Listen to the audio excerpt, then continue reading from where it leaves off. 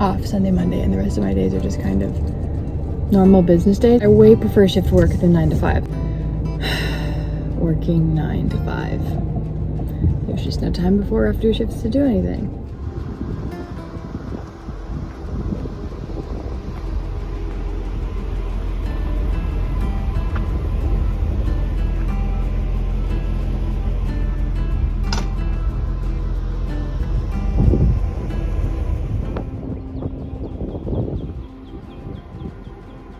Obsessed with this shop. It's just giving like adventure. Or maybe it's giving testosterone, I don't know.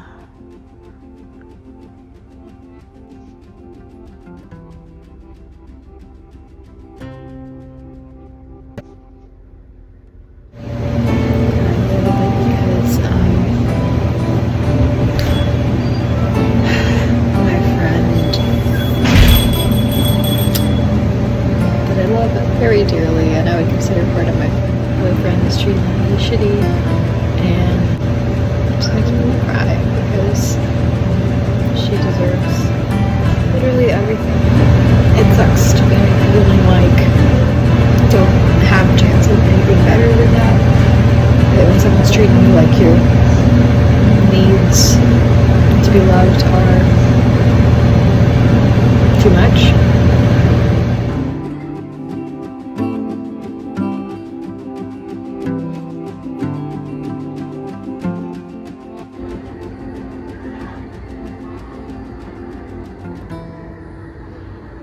Shadowing at this clinic, and I was just saying I'm sitting in on a session of another peer doing peer support. Tell me why this person who has never got a college education, who has just had lived experience of mental health, was doing a better job with it than my therapist. The way that she was approaching it, you know, she was listening and hearing and human to human being able to be like, yeah, you know, that sucks. Not only that sucks, but that makes sense. And the person would describe not being able to do things in their everyday life, not having done the coping skills or whatever they talked about. The girl was like, yeah. And what I'm trying to say is I'm just kind of over the clinical language, which is crazy because I'm about to go into mental health. I'm about to become a counselor. But I'm over the clinical language. I'm sitting across from my therapist, and I can see her blank slate being like, oh, well, that's, you know, potentially signs of anxious attachment. Like, blah, blah, blah. Nothing. Not seeing me as a person, pathologizing everything. Not even understanding the symptomology that I'm showing up with, if you even want to call it symptomology. I'll be spiraling, and she's just like, you know, twitching because she doesn't understand what's happening. No matter how much school you go to, if you don't have the lived experience of what a PTSD looks like, you know, episode looks like, or what it feels like to be in that space, there's no body rapport. There was this moment in the session where this girl, the peer that was seeing her, goes, well, maybe we could refer you to a trauma therapist. And there was just a slight body change in the person that you couldn't even see, but both of us felt it immediately. And the girl goes, I'm not trying to overwhelm you. And the girl was like, okay, good, because I felt incredibly overwhelmed, like I was gonna cry. And we were both like, no, you know, you'll still be able to see me. We're not going anywhere. Like, you'll still be able to see us, and like, you know, we're just putting that option out for you if it's something that you want. You know, and you could label all that and be like trauma-informed, somatic, blah, blah, blah, blah, blah.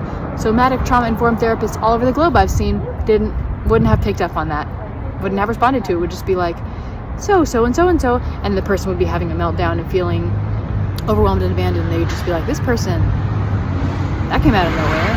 Like, I mean, they could have mitigated it by offering choice and, you know, being someone that has that lived experience and their presence. So I've been like thinking to myself, well, if I am not even able to be successful in therapy, and I'm able to, and who am I to go become a therapist? But working in peer work and shadowing these peers, I'm like, one, maybe I just need a peer. Maybe I'm just not seeing good therapists. And that person that's been through it, that's a completely different type of relationship. I'll say it first. Maybe it's them. And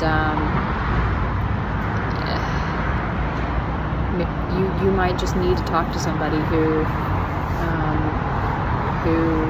has been there and who knows how to, in their body, react to yours in a way that's not like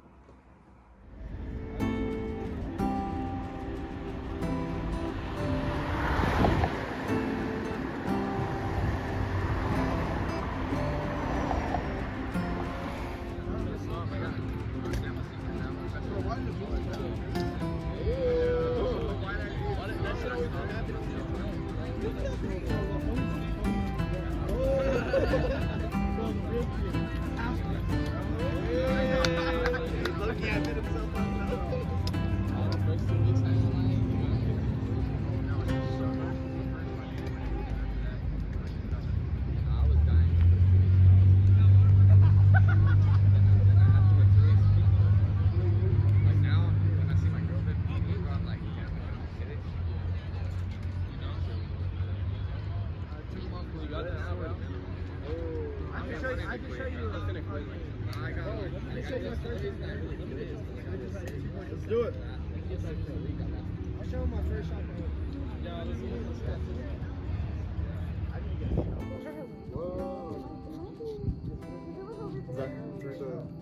It looks so beautiful. It's crazy how that rock rolls away. It's gorgeous. So I'm doing notes in my car this morning. I didn't get as much school done yesterday at the library as I thought, or as I wanted. I did really good during my work week at eating keto, and I did a couple of yoga sessions. But then over the weekend, I just ate whatever when I was out. Studied a little bit yesterday, got the complicated task switching admin stuff out of the way, and got ahead on some of my classes so that I can spend time and dedicate time on my physical body, on strength building and stretching and all the type of stuff, and getting a wardrobe. The way that I can do that is if I catch up. Now my work week is going to start tomorrow, and there's no way I can hustle at work because you just have to stay there for a certain amount of hours and we don't have too much to do. But while we don't have too much to do, I can potentially work on homework in between, not really having anything for me to do at that moment. So we'll see how that goes that week. It's very nerve-wracking for me when there's no specified thing to do at work and you kind of have to make it up yourself. But also there is a wrong answer. Yesterday we had a really fun memory video to watch when I was hanging out with my friend Nina and my friend Jonathan, my boyfriend Jonathan, and their baby. We were talking about learning and memory, and they were telling me about that book Moonwalking with Einstein and like magic tricks they done back in the day with like learning to memorize a lot of numbers and decks of cards and things. And but yeah, my learning and memory teacher actually assigned me that TED Talk for extra credit for the book Moonwalking with Einstein, which got me all hyped up because I thought I was just kind of bizarre and crazy and cheating by making little comic books and like making wild, weird, silly ways of remembering things to pass my exams. But apparently that's how the like memory champions do it. I legitimately was like, I'm a silly idiot who needs comic books and like stories of outlandish, like risque stuff to memorize shit. Like I was thinking about memorable sex scenes that I'd had in order to remember like learning and memory training and stuff, maybe having to do with BDSM training, and like I never forgot anything that I learned during that study session. But I thought that I was just cheating, that I was just too stupid to remember it with like a normal civilized person and had to have these risque thoughts to get it through my head. No. The memory champions do this. It's been 4 weeks, and I'm going to hear back whether I'm admitted to the counseling program in 4 to 6 weeks from the time that I finished entering all of my stuff.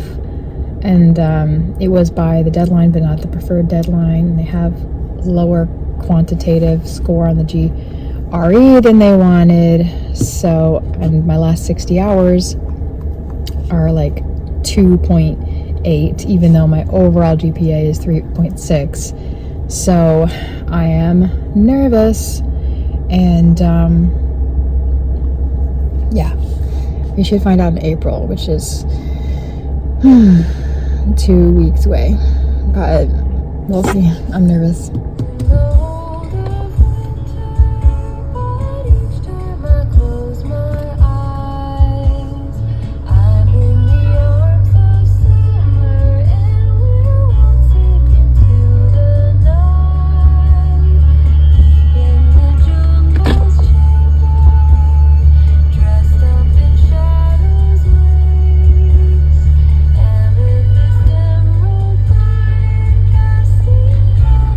In 600 feet, turn left onto North Bishop Street. What is this?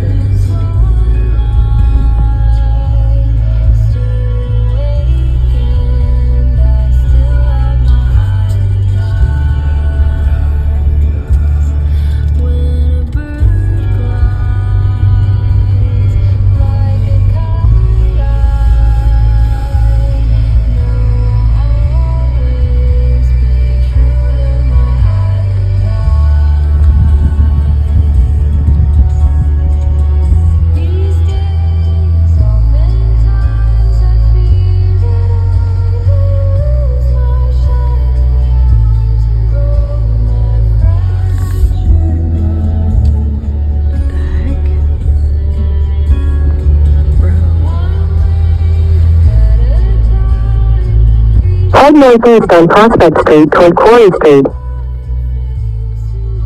Continue for half a mile.